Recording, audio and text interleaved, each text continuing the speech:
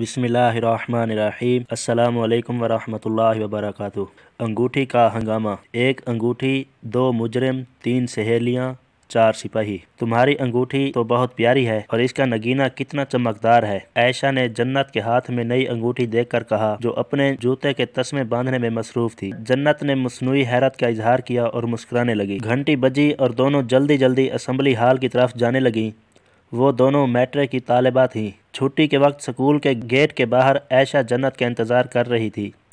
جنت اس کے سامنے آئی اور اپنی بند مٹھی عائشہ کے سامنے کر کے بولی، بوجھو اس میں کیا ہے۔ ویڈیو میں آگے بڑھنے سے پہلے تمام دوستوں سے گزارش ہے، اگر ابھی تک ہمارا چینل سبسکرائب نہیں کیا، سب سے پہلے سبسکرائب کر دیں تاکہ ہماری ہر آنے والی ویڈیو کا نوٹیفیکیشن آپ تک پہنچ سکے۔ مجھے کیا پتا، عائشہ مسکرا کر بولی۔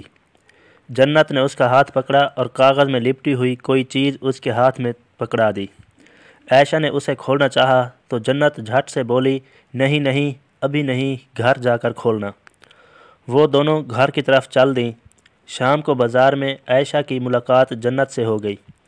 اس نے جنت سے کہا، تم نے جو انگوٹھی مجھے دی ہے وہ بہت ہی پیاری ہے، کہاں سے لی تم نے؟ وہ تو مجھے صاحبہ نے دی تھی۔ یہ شور کیسا ہے؟ مجھے لگتا ہے لڑائی ہو رہی ہے۔ وہ دونوں آگے مجمع کی طرف بڑھیں۔ انہوں نے دیکھا کہ کچھ لوگ مل کر انکل ارسلان سے بحث کر رہے ہیں اور کہہ رہے ہیں کہ مال واپس کرو ورنہ تمہارا برا حشر کر دیں گے۔ انکل ارسلان کا کہنا تھا کہ انہیں تھوڑا سا وقت دیا جائے، وہ نقصان کی تلافی کر دیں گے۔ عائشہ یہ سب دیکھنے میں مصروف تھی۔ اچانک اسے محسوس ہوا کہ انگوٹھی انگلی سے نکل کر کہیں گر گئی ہے۔ بہت ڈھونڈنے پر بھی نہ ملی تو وہ دونوں اپنے اپنے گھر کی طرف بڑھ گئیں۔ دروازے پر دستک ہوئی۔ جنت نے دروازہ کھولا۔ عائشہ کی بہن جویریہ کو دیکھ کر اس نے پوچھا، ارے جویریہ، تم کیا ہوا؟ جویریہ نہایت پریشانی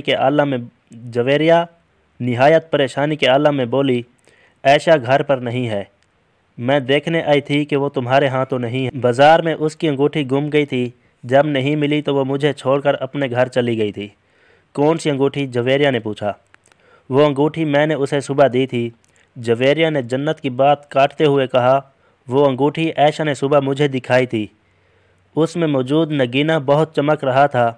میں نے اس سے وہ انگوٹھی مانگی، اس نے مجھے دکھانے کے لیے دی اور اس کے بعد وہیں بھول گئی۔ وہ دونوں باتیں کرتے ہوئی گلی کے کونے پر پہنچیں تو جنت نے کہا، دیکھو آج تو یہ گھر کھلا ہوا ہے، یہ تو ہمیشہ بند ہوتا ہے۔ تجسس سے مجبور ہو کر وہ دونوں دروازہ کھول کر اندر کی طرف بڑھیں، لیکن اندر کا منظر دیکھ کر اور آوازیں سن کر دونوں کا دل اچھل کر حلق میں آ گیا۔ دیکھو مسٹر ارسلان، مجھے میرا ہیرا دو یا پھر اس کی قیمت دو، ورنہ تم جانتے ہی ہو کہ میں کیا کر سکتا ہوں۔ وہ آدمی ارسلان کو دھمکا رہا تھا جبکہ ارسلان صاحب کرسی پر مایوس انداز میں بیٹھے ہوئے تھے۔ میری بات سنیں، میری بیٹی نے غلطی سے وہ انگوٹھی جس میں ہیرا تھا اپنی سہیلی کو دے دی ہے۔ ہم ڈھونڈنے کی کوشش کر رہے ہیں، جیسے ہی مل جائے گی ہم آپ کے حوالے کر دیں گے۔ مجھے جانے دیں، میں آپ کے پاس آپ کے ہیرے سمیت ہی آؤں گا۔ ارسلان صاحب التجائیہ انداز میں بولے، ٹھیک ہے لیکن آج رات تک کی مہلت ہے۔ وہ شخص جس کے چہرے پر نقاب تھا اپنی لال آنکھیں پھاڑ کر بولا۔ ارسلان صاحب باہر نکل گئے۔ دونوں آڑ میں ہو گئیں۔ وہ آگے بڑھی تو ایک طرف انہیں کچھ آہٹ محسوس ہوئی۔ جنت اور جویریہ نے ایک کمرے کے دروازے کے اندر جھانکا تو وہاں سے عائشہ کی ایک جھلک نظر آئی۔ وہ زمین پر لیٹی ہوئی تھی اور ایک آدمی پستول لیے کھڑا تھا۔ اچانک اس آدمی کی نظر ان پر پڑی اور وہ انہیں پکڑنے کے لیے ان کی طرف بڑھا۔ جویریہ جو جنت کے پیچھے کھڑی تھی فوراً بولی، ہم دونوں بھاگیں گی تو یہ ہم دونوں کو پکڑ لیں گے، تم آہستہ آہستہ سے بھاگنا، جب تک یہ تمہیں پکڑے گا میں جا کر کسی کو مدد کے لیے بلا لوں گی۔ جویریہ نے فوراً بھاگنا شروع کیا۔ جنت تھکے تھکے انداز سے بھاگ رہی تھی۔ اس آدمی نے جلد ہی جنت کو پکڑ کر رومال اس کی ناک پر رکھ دیا تو اس کی آنکھیں بند ہونے لگیں۔ جویریہ بھاگتے بھاگتے گلی سے باہر نکل آئی۔ گھبراہٹ کے مارے اسے لگ رہا تھا جیسے وہ اپنے گھر کا راستہ ہی بھول گئی ہو۔ اچانک اسے اپنے سامنے پولیس کی ایک گاڑی نظر آئی۔ وہ بھاگتے ہوئے گاڑی کی طرف بڑھی۔ ڈرائیور نے جب بچی کو اپنی گاڑی کے سامنے دیکھا تو فوراً گاڑی روک دی۔ جویریہ جویریہ جلدی سے پولیس افسر کی طرف بڑھی اور انہیں سب کچھ جلدی جلدی بتانے لگی۔ جویریہ دوبارہ وہیں آئیں جہاں سے وہ بھاگی تھی اور زور زور سے دروازہ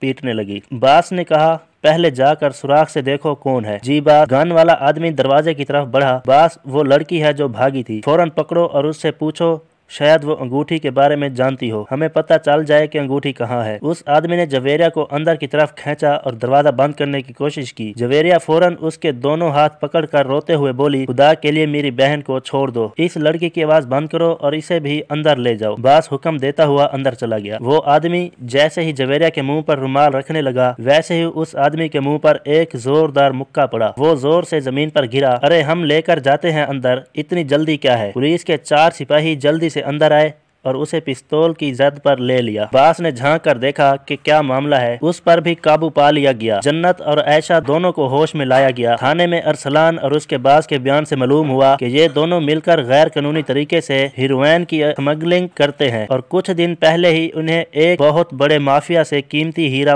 مہیا کرنے کا آرڈر ملا تھا۔ ارسلان صاحب نے وہ ہیرا حاصل کر کے ایک انگوٹھی میں جڑوا دیا تھا۔ جیسے عام انگوٹھی پر ایک نگینہ لگا ہوتا ہے، وہ انگوٹھی غلطی سے میز کی دراز میں رہ گئی تھی۔ ان کی بیٹی نے جب چمکتے ہوئے نگینے والی انگوٹھی دیکھی تو اٹھا لی اور اپنی سہیلی جنت کی سالگرہ پر تحفے میں دے دی۔ جنت سے وہ انگوٹھی عائشہ تک پہنچی۔ باس کو پتہ چل گیا تو اس نے عائشہ کو اغوا کیا تاکہ پوچھ سکے کہ انگوٹھی کہاں ہے۔ ارسلان اور اس کے ساتھیوں کو جیل بھیج دیا گیا۔ جویریہ نے وہ انگوٹھی لا کر پولیس افسر کو دے دی۔ تھوڑی ہی دیر میں پورے محلے میں خبر پھیل گئی کہ جویریہ، جنت اور عائشہ نے مل کر اسمگلروں کو پکڑوایا ہے۔ اگلے دن جب وہ تینوں اسکول پہنچی تو سارے بچے انہیں فخریہ انداز میں دیکھ رہے تھے اور ٹیچر انہیں پکڑ پکڑ کر شاباش دے رہی تھی۔ ویڈیو اچھی لگی ہو تو لائک کر دیں اور شیئر بھی کر دیں اور چینل کو سبسکرائب کرنا نہ بھولیں تاکہ ہماری ہر آنے والی ویڈیو کا نوٹیفیکیشن آپ تک پہنچ سکے۔